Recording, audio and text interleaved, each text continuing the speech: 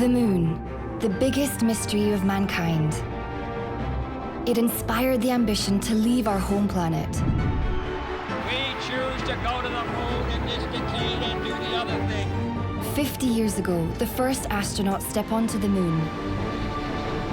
Now we want to return, and this time we're coming to stay. Man and the Moon, a special kind of love story.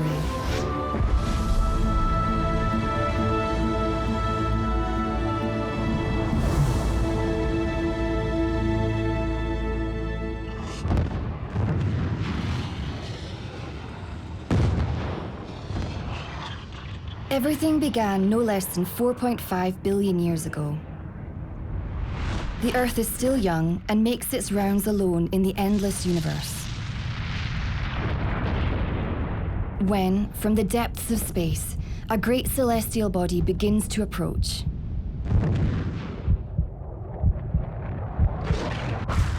The two planets merge.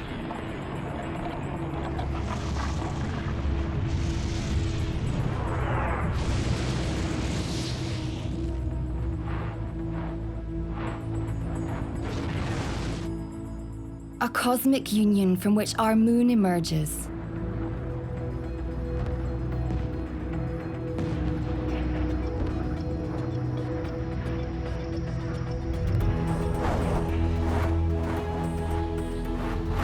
If mankind had been around at the time, they would certainly have spread joyful words of this birth.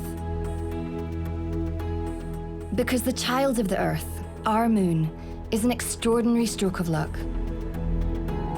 We all carry its DNA inside us. Perhaps that is why we are constantly looking for and discovering more details of this passionate story. Is the moon our place of yearning? Simply a beautiful place for the mind, the imagination, and what might be there. Without the moon, one could say there would be no life on Earth. The moon inspires songs, descriptions, and paintings. The moon is just a part of being a human. It kind of speaks to all of us.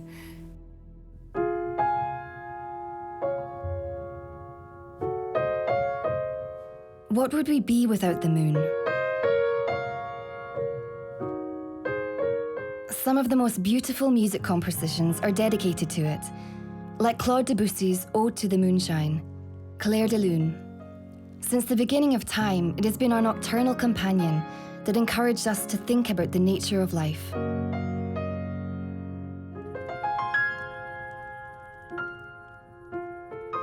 About becoming and passing. Because the moon is reborn every month.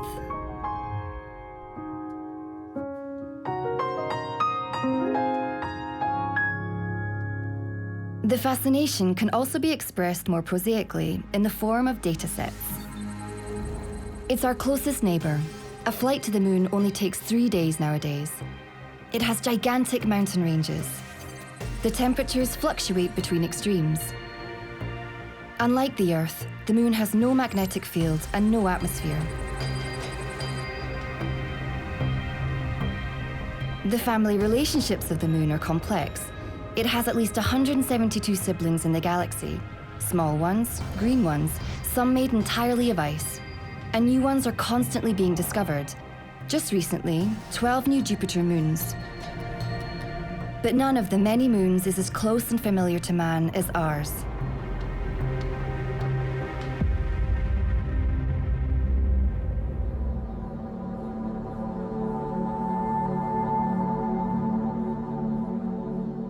Prospective astronauts have had to make do with Earth as their training grounds for a long time. Lanzarote instead of Luna Incognita. But 50 years after the first moon landing, this could change. Matthias Maurer is training to fulfill his dream, the next mission to the moon. Here we have the Apollo hammer. A hammer is the most important tool for any geologist because they can use it to break up or loosen stones, which they'll then fly back to Earth and examine. And I think there are still some tools lying around on the moon, including hammers like this, because the astronauts obviously prefer to take samples of the moon back to Earth. and they therefore left all the heavy equipment behind on the moon. You can also still find the astronauts' moon boots up there.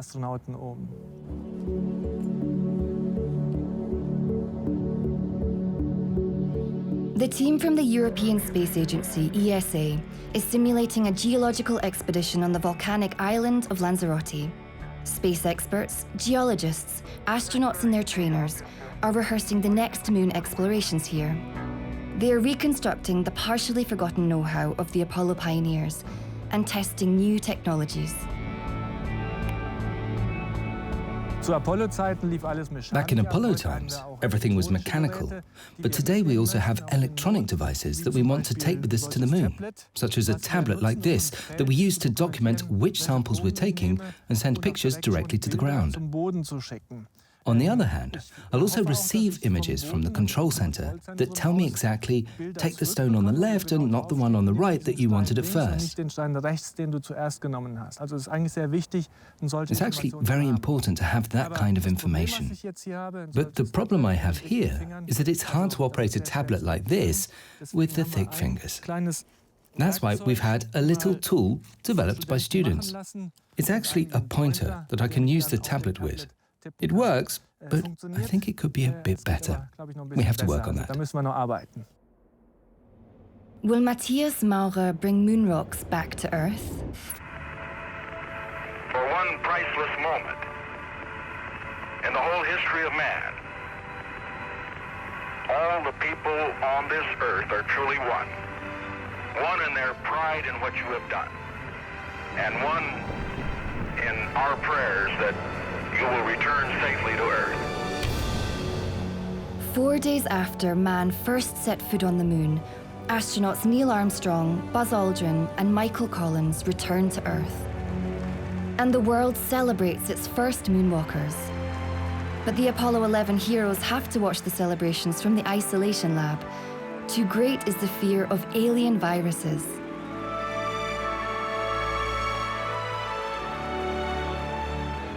Richard Nixon declares the week of the Apollo mission the greatest in world history, only topped by the creation of the Earth.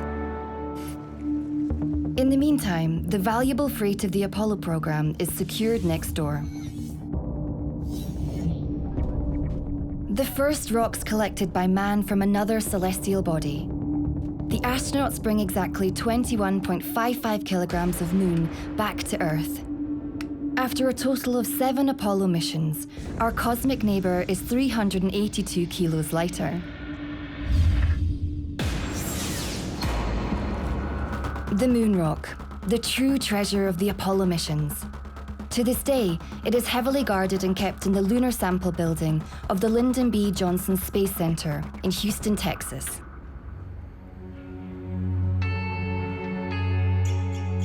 Vera Assis Fernandez is a planetologist. She uses moon rock to research the creation of our satellite at the Leibniz Institute in Berlin and in Manchester. Getting her hands on the material was an adventure in itself.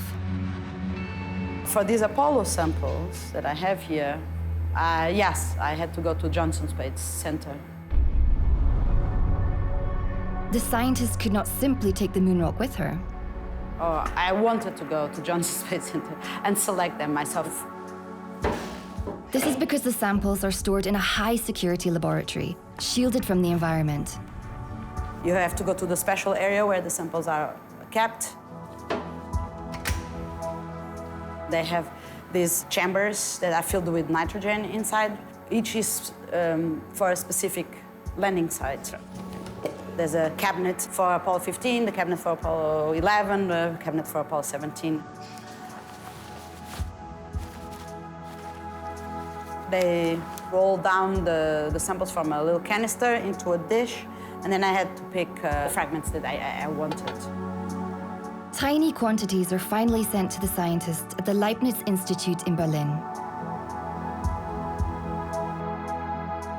A small sensation of her research was the discovery of a new mineral that was first discovered through the moon samples. This is a high titanium basalt, like is typical for Apollo 17. And here, okay, you had this initial minerals forming. It's called armalcolite. So arm for Armstrong, coal for Collins, and Al for Aldrin. The first time that this mineral was ever seen was on Apollo 11 samples. The armalcolite was later also found on Earth. This supported Vera Assis Fernandez's theory of the creation of the moon.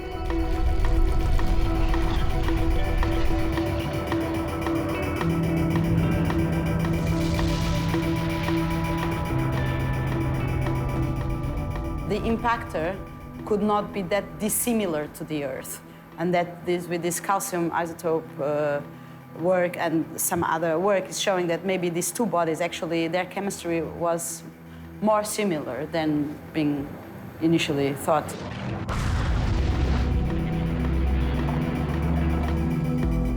On Earth, it is easy to collect rock samples. Sometimes they even include meteorites from the moon. But only the Apollo rock provides genuine information about the history of the creation of Earth and Moon.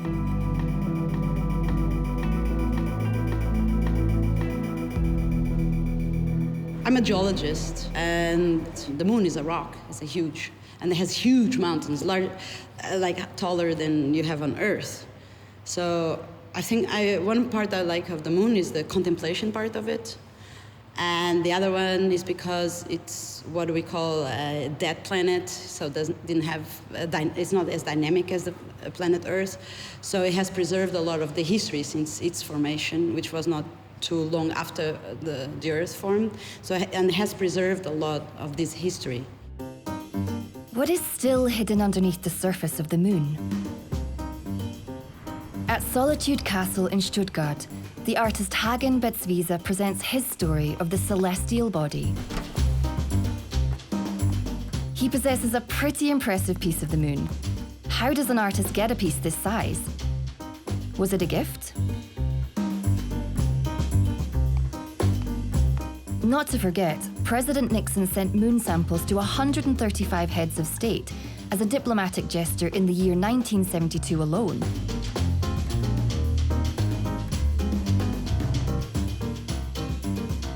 Or is it stolen?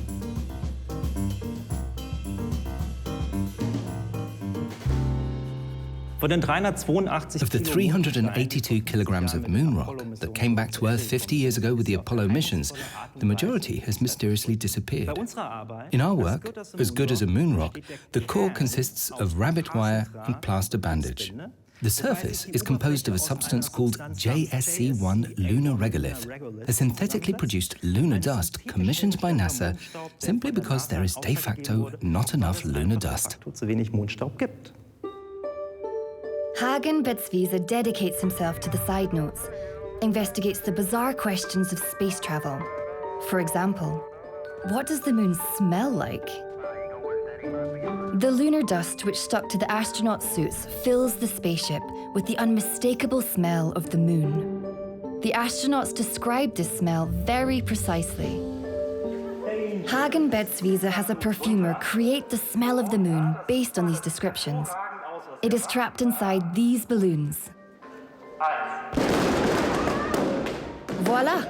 The moon smells like wood powder, gunpowder, and rotten eggs. Even Buzz Aldrin confirmed that the smell of the moon that we created is very damn close to the smell that we have. I think what is really interesting is what I call space awareness. Space awareness is the task or the notion to communicate what happens in space. And that's very interesting and exciting. It's fun, and you can do this in art as well as in science. The artist is also already training for the next mission to the moon.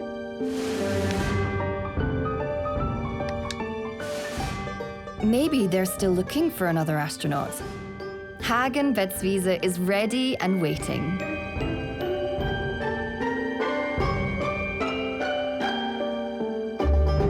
Astronomy is a very interesting topic in art, because art and science were united a long time ago and were then clearly separated for a long, long time.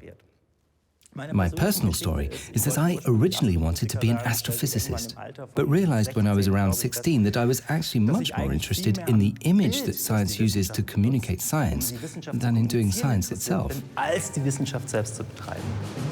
His As Good as a Moon Rock will be on display at the London Observatory on the occasion of the 50th anniversary of the Apollo landing.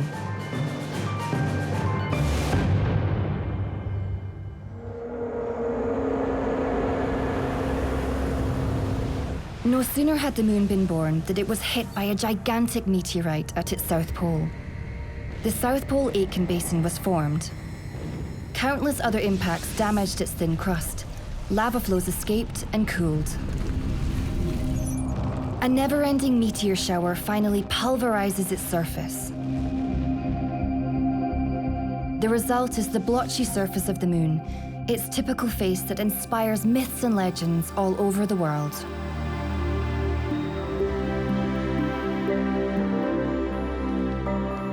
In Berlin, in the Neues Museum, we meet cultural scientist and author Bernd Brunner.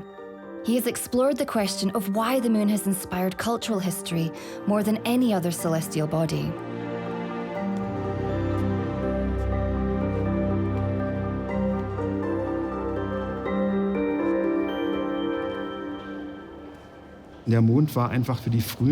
For early mankind, the moon was simply the most striking object in the sky.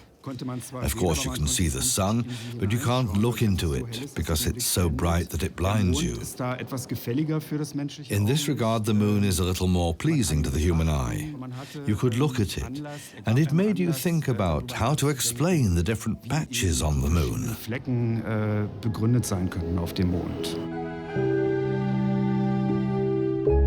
Mountains, craters, and the shadows they cast, seen from Earth. ... comma line, the moon face is looking fine. Of course, you can read all kinds of pictures into these shadowy forms.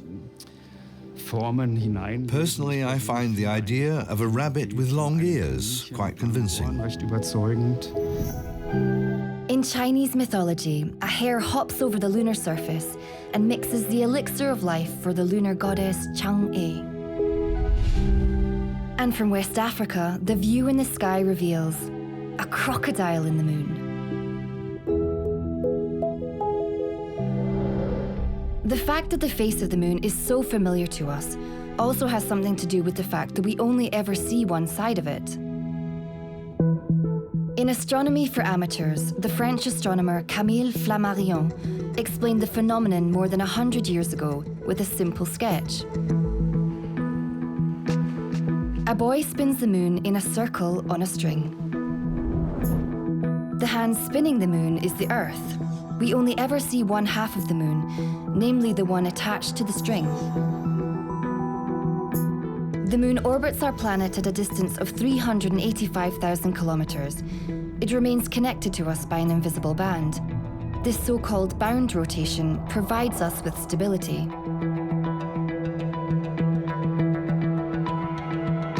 Myths and legends about the face of the moon were already debunked in 1609 by Galileo Galilei and his telescope. Only 1 year later, he published his precise drawings of the moon's surface in Sidereus Nuntius, The Messengers of the Stars. The telescope revealed that the face of the moon actually is composed of terrain structures. Carolyn van de Bogert is a planetologist and today works on the most accurate images of the moon on behalf of NASA. It's very exciting to see what somebody who had worked on the moon so long ago decided to draw. Also, just the things that we can see at night, but he also had a telescope that was just sort of the cut, the state of the art at the time. And what we have now from bigger and better telescopes and from missions is a closer and more high-resolution view of the moon. And so that lets us look at more of the details, but just from standing back at the big picture, Galileo already had a good view of what was actually going on the moon. Galileo's Messenger of the Stars is still found in the University Library in Munster today. The Catholic Church put the work on the list of prohibited books at the time. Nevertheless, it was unable to prevent the spread of knowledge. And that he was able to then put this into a book and then have the book printed so that other people could look at it is really sort of the beginning of the publication of scientific work and the sharing of scientific work, so that it wasn't just for a few elite academics or noble people to work on. Carolyn van de Bogert and her team are very close to the next moon mission. The planetologist researches and teaches at the University of Munster. In 2018, she was appointed to the scientific team of the Lunar Reconnaissance Orbiter Camera by the US space agency NASA. The space probe orbits the moon, close above its surface, and takes photos of it in high resolution. Carolyn van de Bogert and her team are working on the evaluation of the camera data for the next moon missions, which are already being planned in detail. We need to figure out which targets we want to take pictures of and to use the other instruments that are on board the Lunar Reconnaissance Orbiter to determine where we might like to collect samples of the moon, where new robotic missions could go on the moon. And so basically this was one of the major goals of the mission, was to define exploration sites for astronauts that are going to go to the moon. 50 years after the first moon landing, new destinations are possible. The Apollo missions all had to go to the near side of the moon because they needed to communicate with the Earth and be available all of the time. So we have then maybe samples from just a handful of places on the moon, but if you just went to a handful of places on the Earth, you still wouldn't have a complete picture of how the Earth formed. And so we want to go back and get more samples to compare with this wonderful remote sensing data that we've recently been collecting. The next generation of astronauts could land on the dark side of the moon and deliver further findings about the creation of our satellite.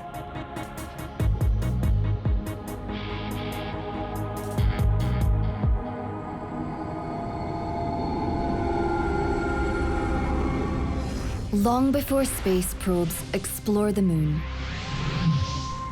the night is the astronomer's hour. The meeting place for the best of their time in the 17th century is Paris. As the lights above the city are slowly extinguished, astronomers at the Paris Observatory enter the Great Dome to explore the sky. Today, as 350 years ago,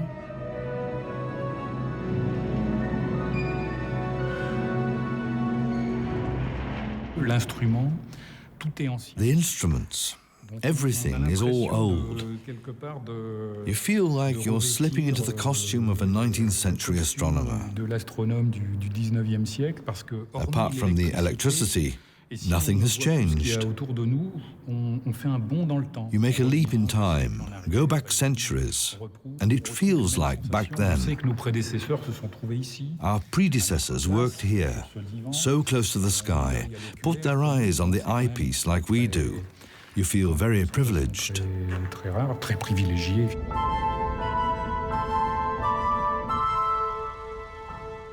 The observations made here at the observatory are milestones in the history of moon exploration.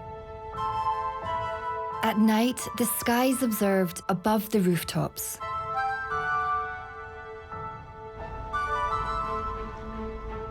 And during the next day, the observations are transferred onto paper in the library, creating increasingly precise maps of the moon.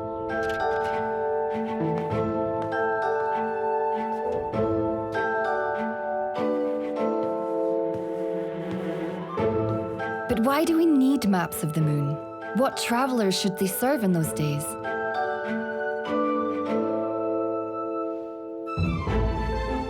Louis XIV founds the Paris Observatory. The Sun King gathers together the best astronomers of his time and founds the Royal Academy of Sciences. Here, works are created that shape the history of research worldwide. Shortly after Galileo made his observations of the moon at the beginning of the 17th century, the Paris Observatory began its work. Its first director is Cassini. He arrives 2 years after its foundation in 1667. He immediately begins to study all sorts of objects, but devotes himself above all to his great project, to create a very precise cartography of the moon. Très précise de la Lune.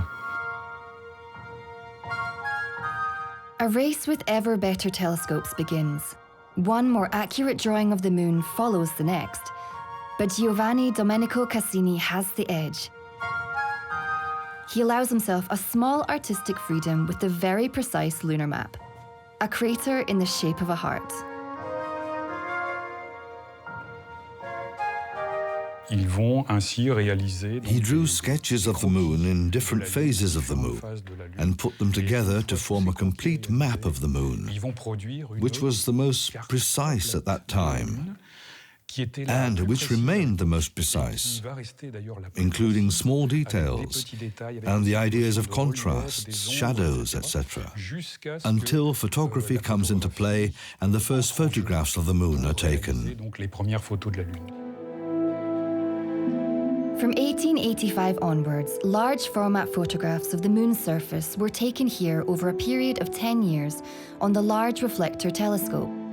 The Paris Moon Atlas offers the sharpest mapping of the Earth's satellites to date.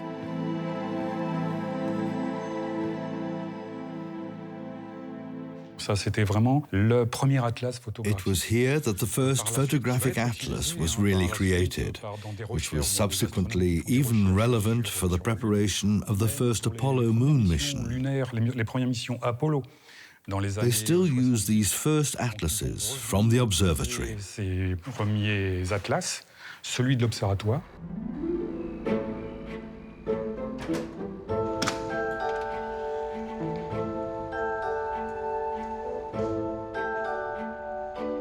For Pascal Descamps, the story of the Apollo landing therefore begins right here, at his favorite place above the rooftops of Paris in the 17th century.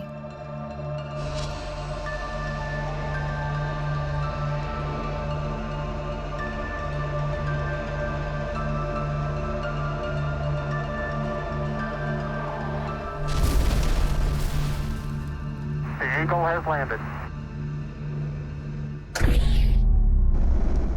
Roger, Ron thinks he's seen it. That's going to be a major task. 50 years after the first moon landing, the astronauts want to take off for their new moon missions. Zero-gravity tests during parabolic flight. Matthias Maurer is a member of the 6-person astronaut corps of the European Space Agency. His ultimate aim is the next lunar mission, for which the materials scientist is training hard.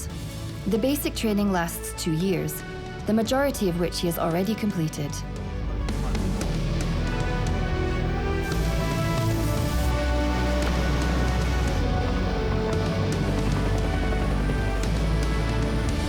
The spaceship of the future, Orion, which will bring the next astronauts to the moon, is almost ready. For the Apollo astronauts, it was really a departure into the unknown. It was a flight to the moon. Never before had anyone been on the moon or orbited the moon. And it was the very first landing on another celestial body. And that is, of course, a challenge to do something that no person has ever done before. I have great respect for the astronauts of the Apollo missions. And I think this is a great example for the astronauts of my generation, who want to go back to the moon and land there, and who want to continue the work of the Apollo astronauts. Die Arbeiten der Apollo-Astronauten fortsetzen wollen. But before they go up into space, they must first go down into the water. A few kilometers off the coast of Florida lies the next training station, an underwater base at the depth of 20 meters. The future astronauts have to stay underwater for 16 days, longer than any astronaut before. Another endurance test.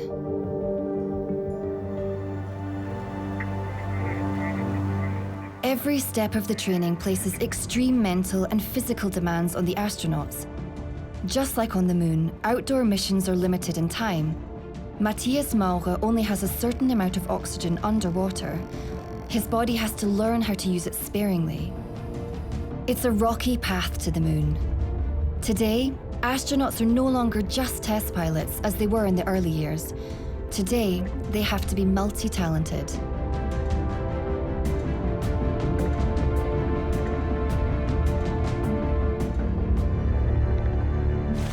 Astronaut zu werden bedeutet für mich For me, Wissenschaft zu becoming an machen. astronaut means doing science. It means working with technology that's at the edge of what technology can do, what space travel really is. Technology has to work 100%, otherwise we can't fly. But space travel also means working in international teams. ISS, Americans, Russians, Canadians, Japanese, Europeans work together peacefully here. And that's very, very important for me, this international peaceful cooperation. And of course, the topic of adventure. There's hardly a profession that offers as much adventure as that of the astronaut. Abenteuer bietet wie der Beruf des Astronauten. When the astronauts land on the surface of the moon, they must be able to get their bearings immediately. Matthias Maurer tests a camera backpack for this purpose. It provides a 360-degree panorama of the lunar environment in real time. Japanese probes have discovered a lava cave up to 50 kilometers long on the satellite. A rover was developed for unknown terrain like this, which can move autonomously if desired. Ein Rover wird in der Zukunft sehr viele Funktionen übernehmen. Das Gelände A rover will take over many functions in the future, mapping the terrain, taking photos of the work, which I then report or carry out on site. But the rover should also be able to operate autonomously.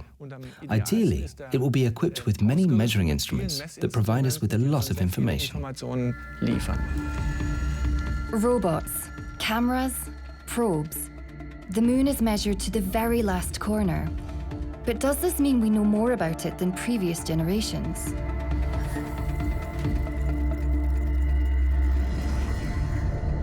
Even back in the Stone Age, people construct gigantic calendars under the open skies.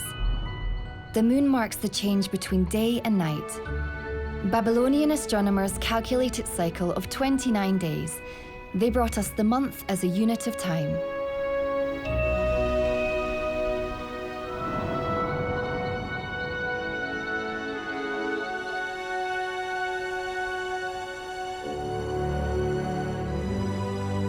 But what could the people of the Bronze Age in today's central Germany know about the moon?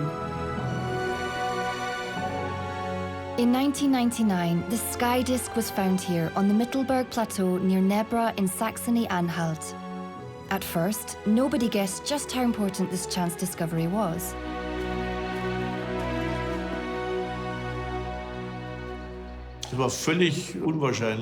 It was highly unlikely that there would be such a thing in Europe. We never thought of it. But that's always the way with major discoveries in the world. No one could have imagined Earthsea. No one could have imagined the sky disk. These are really things that appear like a comet out of nowhere and absolutely astound us all. The State Museum of Prehistory in Halle an der Saale possesses the oldest graphical representation of cosmic phenomena. The Nebra sky disk has been classified by UNESCO as a cultural heritage of humanity.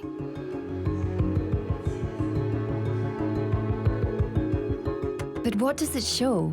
A bronze disk with sun, moon, and stars? Is it easy to understand, or is there a complex knowledge of the sky behind it?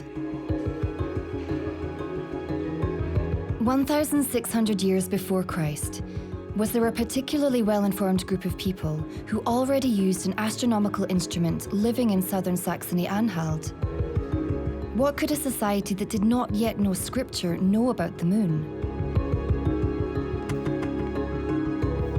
The discovery of Nebra threw Harold Meller's understanding of the Bronze Age into turmoil.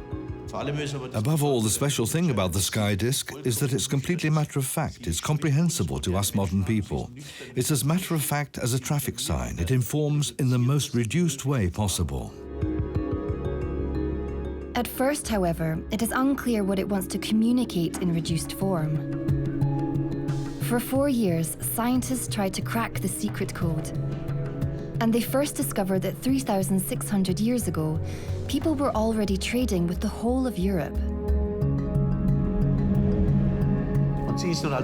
And now we have it here as a fantastic artifact of great value. The copper comes from the Alps, the gold from Cornwall, and they forged this fantastic memogram out of it.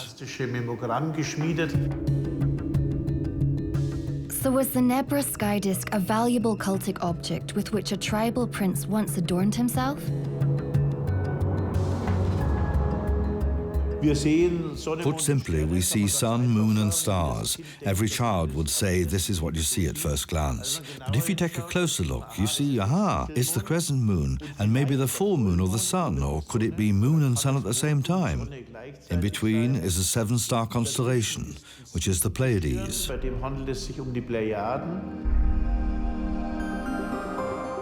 The Pleiades are mentioned in different cultures as the 7 calendar stars. Whenever the crescent moon looks exactly the same in relation to the Pleiades as on the sky disk, leap days must be inserted to bring the shorter lunar year in line with the solar year. The creators of this disk also only had to compare the moon in spring and fall, when the calendar stars rose, with the golden image on the disk to know when it was time to sow or harvest. They had created a unique sky clock. What's particularly exciting about the sky disk is that you probably need knowledge from the Orient. You can deduce the rules represented on the sky disk by observing the metonic cycle of the moon yourself. But in a pre-literate culture, you'd have to observe the moon for 40 or 60 years to find that out. And this without the sky being covered, i.e. without clouds. This is possible here because there is little cloud cover in central Germany, but it's unlikely. They probably became familiar with the rules on a long journey to the Near East, to Byblos in Lebanon, to what's now Iraq or a similar place. The Islamic calendar is a pure lunar calendar. Ramadan, the month of fasting, begins also with the appearance of the crescent moon. However, as this is difficult to recognize even for trained observers, Ahmed Rash was given the task of his life. We were asked by Saudi Arabia in 2005, 2006, whether it would be possible to develop a center for moon observation and astronomy in Mecca. What it could look like and what it would involve. A moon observation center at dizzying heights.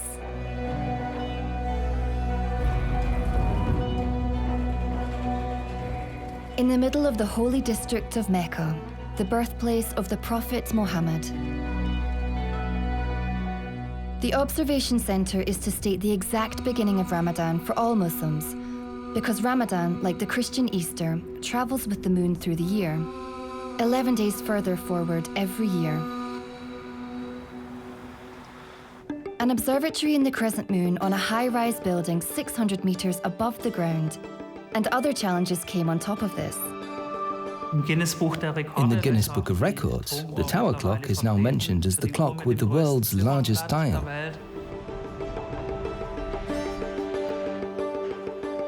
In total, we have over 30 world records to report. This is the building with the highest observatory in the world.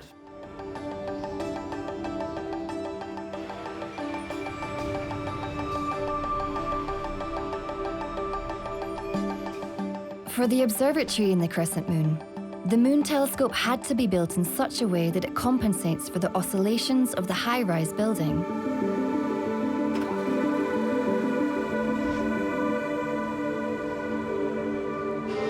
Inside the tower too, Saudi Arabia wants to connect to the time of its great astronomers, with the moon at the center of the research.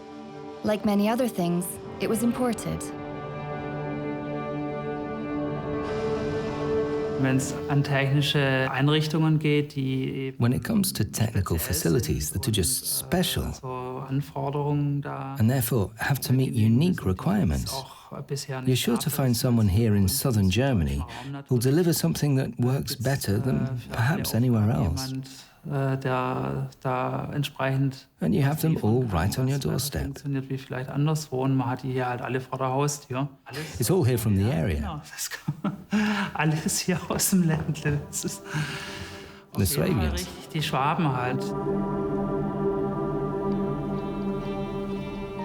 A family business in Gomaringen was commissioned to produce the world's most accurate 3D model for the Mecca clock tower, a model of the moon.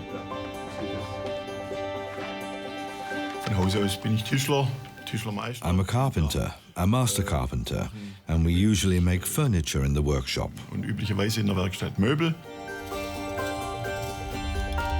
But the master carpenter also has a weakness for model building of all kinds.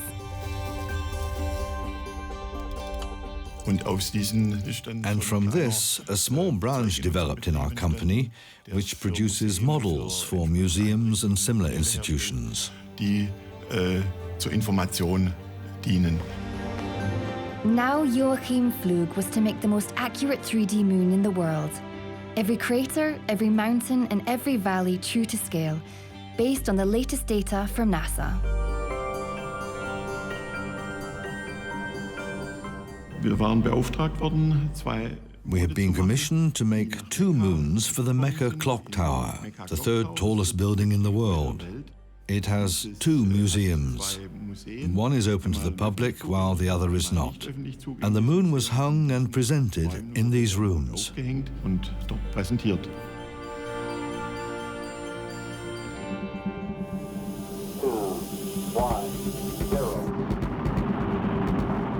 In 2009, the NASA moon probe Lunar Reconnaissance Orbiter was launched.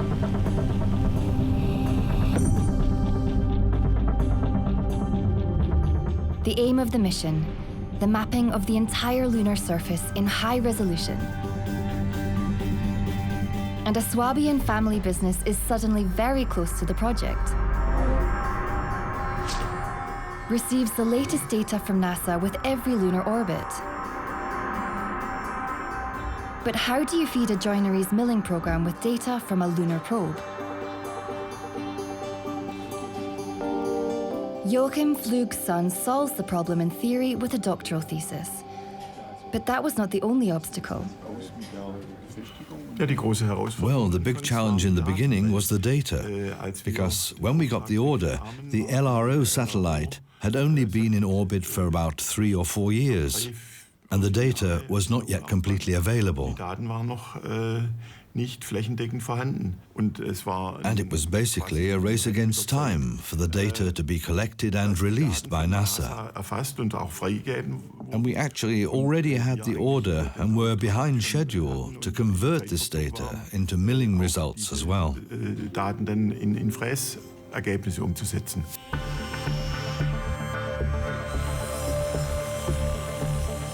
But then the copy of the moon was made on Earth.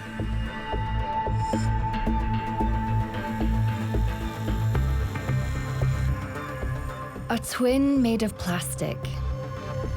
All of its mountains, seas, bays, and lakes, true to scale and divided up into 32 individual parts.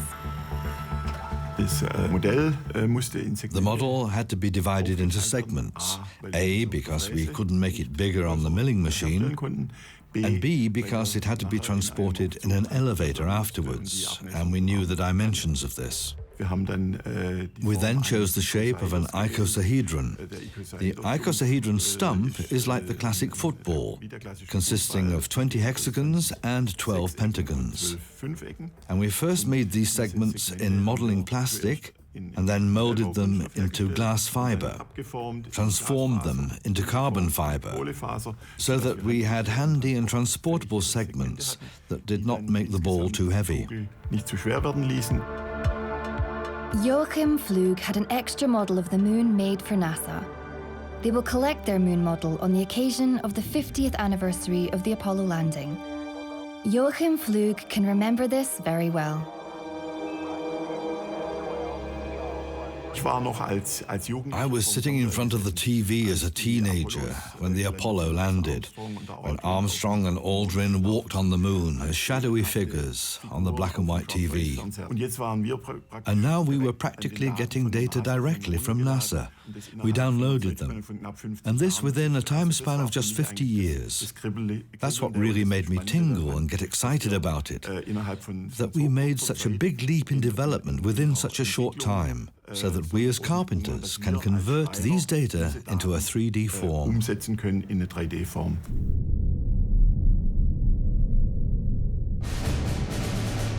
Long before the first astronaut set foot in the lunar dust, more fantastic creatures had left their marks there. Moon geese. Around 1620, the English bishop Francis Godwin wrote one of the first works of science fiction, The Man in the Moon. In the novel, he depicts the voyage of Domingo Gonzalez, who uses moon geese to travel to our cosmic neighbor. At the time, scientists really believed that migratory birds spent the winter on the moon. Today, ornithologists know for a fact that they don't. But how do the animals navigate so precisely to the south and back? This remained a mystery that ornithologists are now trying to solve. Baikonur. It was from here in 1961 that Yuri Gagarin became the first human to fly into space. In 2018, preparations are underway here for the launch of an animal observation project that will also take biology into a new dimension. Initiator of the ICARUS project, Martin Wikelski, director of the Max Planck Institute. Today is the end of a long march. We started 16 years ago with an idea, and I mean that's why we chose the name. We thought, everybody thought this is crazy. It won't fly, and we said it will fly. In February 2018, the launch of ICARUS on the spaceport in Baikonur is imminent. A rocket will bring the huge receiving antenna to the International Space Station. ICARUS is the high-tech version of a field of research that goes back a long way. We already can track some large animals, but what we need is a system that tracks small animals. And not only track them, not only give us a GPS position, but also tell us what the animals are doing. ICARUS launches, and the international team celebrates. From 2019, hundreds and thousands of animals will be able to be observed simultaneously in almost every corner of the world. The antenna has already been successfully mounted onto the outer shell of the ISS in an outdoor mission taking almost 7 hours. During the test phase, the antenna provides data with initial indications about the global swarm behavior of animals. In a next step, Martin Wikelski wants to equip thousands of animal species with small transmitters. What's really special is that this is easily produced. There's a solar panel, a circuit board, and a battery, and this will be stripped on animals like a backpack. As soon as the ISS is in orbit above the animals, the transmitter is activated and sends the motion data up to the ISS. And in our mind, it will revolutionize biology. Acting as living measuring stations, the animals could also provide information on wind and weather, temperature, ozone, or carbon dioxide content, says the researcher. In this way, they could help to improve climate models or even predict natural disasters. What Wikelski has in mind is a network of living sensors, an internet of animals, as it were. The new approach of ICARUS is that it's an optimized system for tracking animals. It gives us a knowledge of exactly what the animal is doing. Is the animal sick? Does the animal have a problem? Does it interact with other individuals? The insights from that are, I think, unbelievable. There's so much that animals can tell us. It's a long journey for the data, all the way to the ISS and back. But the scientists hope that evaluating it will enable them to better understand life on our planet. The Kennedy Space Center, NASA's spaceport in Florida. Starting in December 1968, all manned spaceflights of the Apollo mission launched from here. The relics of the first moonwalkers can still be admired here. And now the next moon mission is in the planning. The Apollo technology may seem outdated from today's point of view, but the theory is still valid. This means that we have to make a similar landing approach, we have similar difficulties to overcome. But today, we have a lot more technology on board, and this technology offers us security.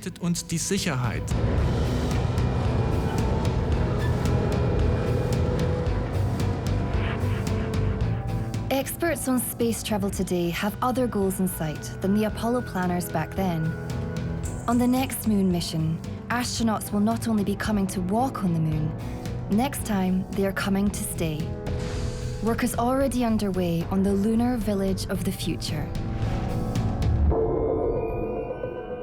For us, the challenge is not so much to land there just to be there. We want to land there to set up a station to carry out long-term research. The South Pole would be a possible location for the planned station, one of the coldest places in the solar system. So far, the astronauts have never been to the South Pole or the South Pole region of the Moon. This is a very exciting area because the Moon's oldest crater can be found there. It's very exciting for the scientists to explore this area.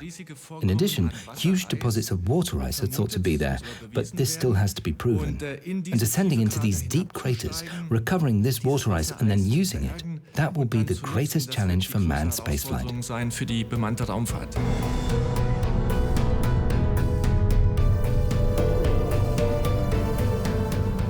50 years after the first Apollo landing, the Moon is back in the spotlight.